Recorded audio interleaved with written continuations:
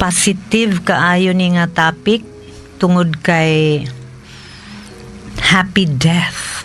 Niingon ang himalatyon nga si Saint Catherine of Siena. Paglipay kamo uban kanako, himalatyon biya siya. Paglipay kamo uban kanako, kay biyaan ko na kining kalibutan sa kagulanan. Og moadto ako sa lugar sa kapahulayan. Yes! So, biyaan na ning kalibutan, yung mag-uul man ta. Mag-uul ta, kay wapata ka sure, ahata paingon. Kay samtang ni atas kalibutan, imbis nga, andamo nato ang atong espiritu, ang atong kalag nga, makapaingon sa langit, ang atong gibuhat is, lingaw-lingaw ani nga kalibutan, unya pagkahuman nagpakasala ani nga kalibutan, na dili na hinuunta makaadto sa langit. Ay, unsam tao na, oy.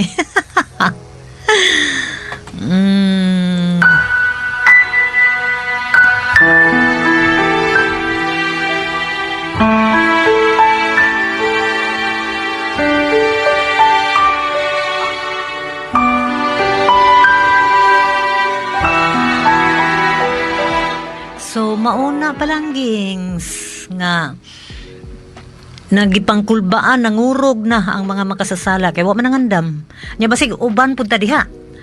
So ang atong katuyuan ani nga kalibutan is pangandaman ang atong kalag para sa atong balhinan. Human ani nga kalibutan mobalhin ta didto sa mas nindot pagyud. Grabe kanindot nga walay katapusang kalipay. Lugar sa kanindot ug kalipay. Anya imbis atong andaman nga makapaingon ta didto, mura ba ta og nagbaklay nga nasalaag nga gitudloan na dire agi dire. Dili gyud kay tuay gwapo kay didto nga naay manggang mabungahon didto mag-harvest akog mangga.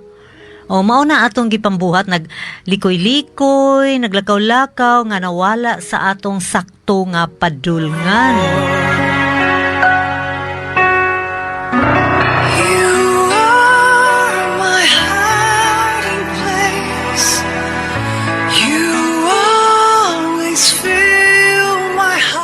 Mauna ni karon na ay prayers dire nga gisulat ni Saint Alphonsus de Liguori.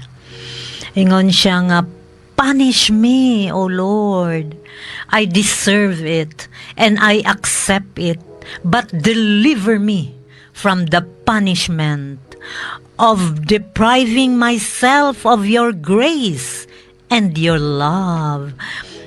Ilikay ko ana nga silot nga mawala ang imong grasya o ang imong gugma. Have mercy on me, my Jesus. Tiaw mo na, grabe atong hangyo sa Ginoo. Siluti ako Ginoo, kay angayan akong silutan, dawaton ko kini. Apan, ayaw ako siluti, nga dili ko na makita ikaw, nga makuhaan ako sa imong grasya o sa imong gugma. Grabe kay na nga kapait, friends, nga di na nato makita ang Dios. Labon dinhis kalibutan, sige siyag panguhit sa ato. Sige siyag panawag, anak, bisitahi ko diri sa altar, sa simbahan. Nahimo akong makililimos para sa imong gugma. Ningon biya si Lord nga, ang mga tao nga akong giluwas sa mapintas kaayo nga kasakit nga kalbaryo, ang mga tao nga gihigugma ko pag-ayo, wala nahigugma kanako. Sakit ba kay ana palanggings? Nga maingnan ta sa atong Dios, nga manluluwas, nga magbubuhat, nga nagmahal sa ato pag-ayo, nga ako gimahal ko kamo, apan kamo wala nagmahal kanako. Uy, pastilan. Kay kinsa may atong gimahal? Ang atong kauglingon, ang atong kalingawan, ang kalibutan, ang demonyo. Kay ang demonyo man ang prinsipe sa kalibutan. So ang kalag sa mga matarong naas kamot sa Ginoo ug ang mga pag-antos, ang mga torture of death dili makatandog kanila. Abi sa uban nga ay namatay na. Uy, namatay na di ay. Wala namatay. Nibalhin sa ilang mansion sa langit. Ug didto sila malinawon. Unya, sa katong walay kamuang-muang, wala na hibalo. Bahin sa kamatayon sa mga buutan. Naghilak na din sila. Ayaw mo panghilak. Tungod kay ang Ginoo naghupay kanako, naghupay sa iyang mga anak nga himalatyon. Unya bisan pa didto sa ilang atubangan sa kamatayon, sila gibati og dili matukib nga katamis. Nga mao kini ang patikim sa langit. Wow. A foretaste of paradise. Patikim. Gipatilaw sila gamay. Gipalili sila gamay. Oh, tanawa ang paraiso.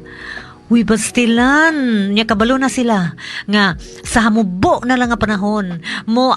Moabot na sila didto. Didto na sila mobalhin, mugpuyo na sila didto. Ihatag na sa Ginoo ang ilang mansion. Mubo na lang nga panahon kay niya pa may ilang katapusang gininhawa. So, mauna ang kamatayon sa mga matarong palanggings. Grabe kaayo. Uy, ato ginang angkunon. Kanang kamatayon sa matarong. Yung saon man na pag-angko na magmatarong, puta langan.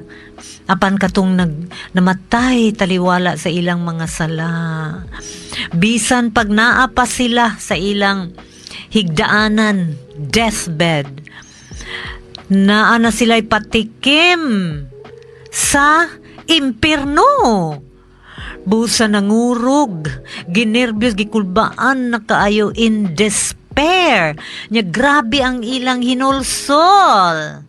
Apan, ulahin na ang tanan mga higala kong mga way paghuna-huna sa ilang adtuan. Nagkurug-kurug na, ginerbyos na. Unya, nakasiplat na sila sa dagway sa demonyo. Kita na sila sa ikog sa demonyo. Ay, nagkurata na, nawa na, namatay, nakadiretso na hinoo, namatay. Nya, unsa pa may dugayan, nga dito ra maghihapon sila paingon. Sila ra, hinaot pa nga sila ra.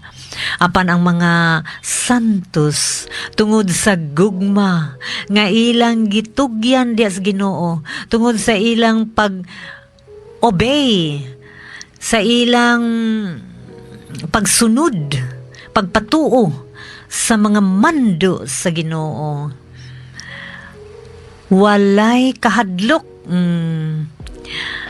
Naa sila'y paglaom. Unya nasayod sila nga gamay na lang ang panahon. Mag-enjoy na gid mi sa Ginoo. Mag-fully enjoying. Ano ra o? Even before death, they begin. Nagsugod na sila og bati.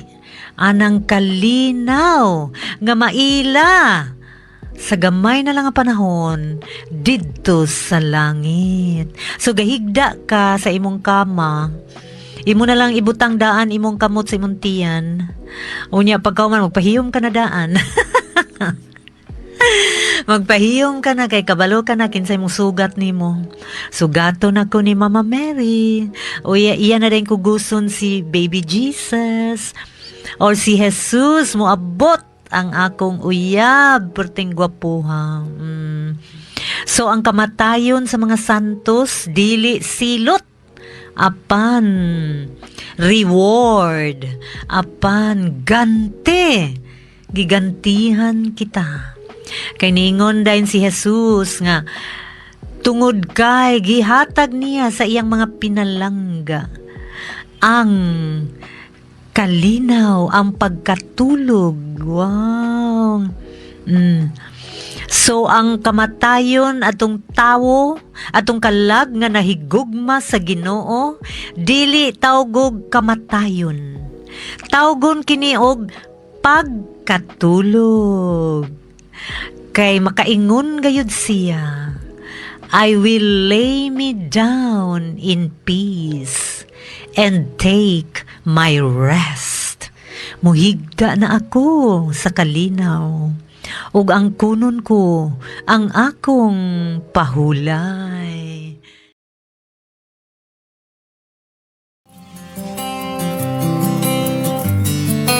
Tingog sa kabaguhan, Radyo Ultra.